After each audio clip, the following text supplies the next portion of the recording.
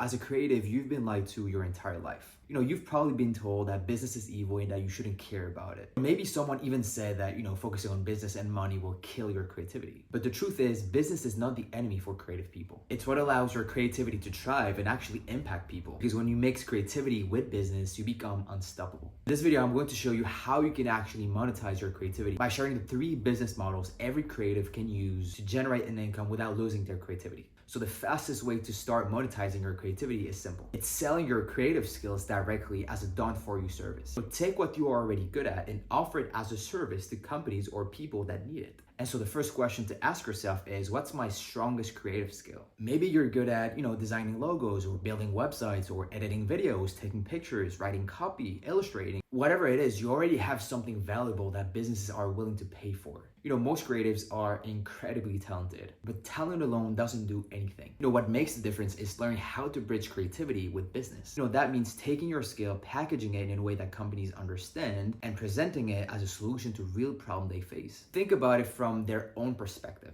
Businesses need content, visuals, ads, copy, but most of them don't have the time or expertise to do it themselves. So that's where you come in. Your creative skills becomes their solution. The key is to package what you do into one clear result-driven offer. Instead of just being a designer, position yourself as someone who delivers, measurable impact.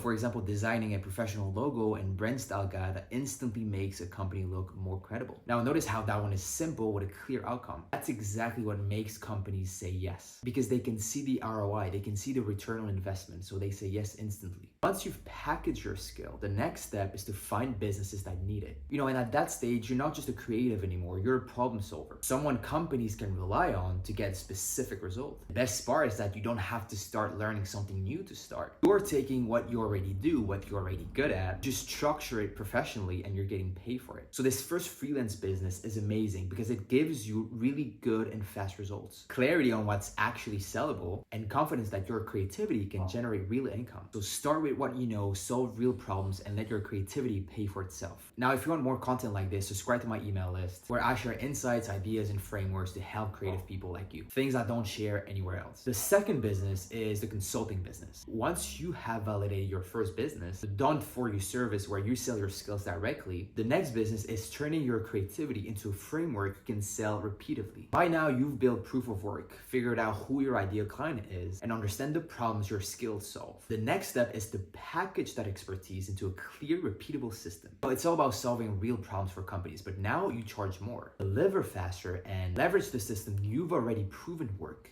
Think of it this way. If the first business we talked about is offering a single service, this business is creating a blueprint of that service, one that can be replicated for multiple clients. Whether it's design, videos, photography, animation, we're taking what works and turning it into a repeatable system, because each client doesn't need a completely custom solution. They need the same framework because the problems are similar across businesses in your niche. And by now, you already know how to deliver results. So now your focus is scaling your impact without reinventing the wheel every single time. At this stage, you're not just a freelancer anymore. You are a creative partner who brings results, systems, and structure. This business is the bridge between hands-on freelancing and fully productized creativity. You take what works in your first business, turn it into a system, and sell it multiple times to multiple clients at higher value, less time spent per project. So you are a consultant consulting them with your frameworks of what already works. So the third and final business is the productization method. Once you've mastered selling your skills directly, which is the first business, the freelance business, and systemized them into repeatable frameworks for clients, the next and final business is productization.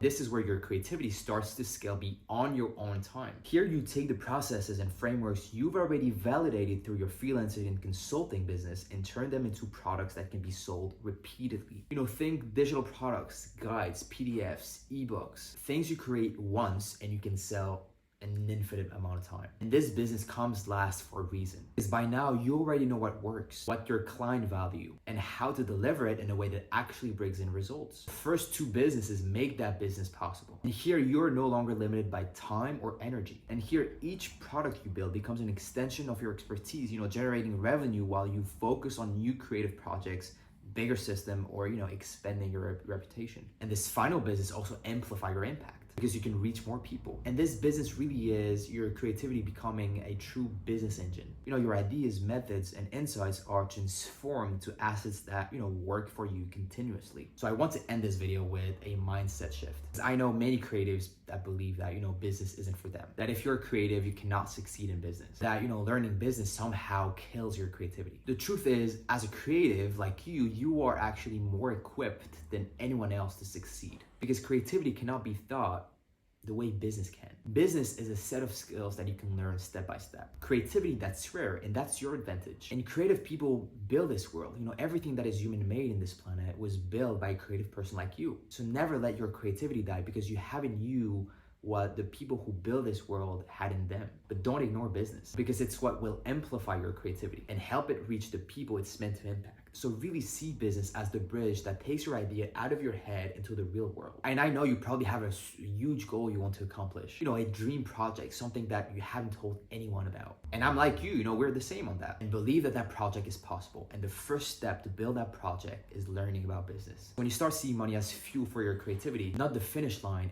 everything changes. The more fuel you have, the further your ideas can go. But business is not about abandoning your creativity. It's about protecting it, enhancing it, and giving it the space to grow into a vision you've been carrying inside all along. So from now on, I want you to identify yourself as a creative entrepreneur, not just a creative, not just an artist. Remember, creativity is rare and business is the key that unlocks it. So use it, amplify it, and let the world experience what only you can create.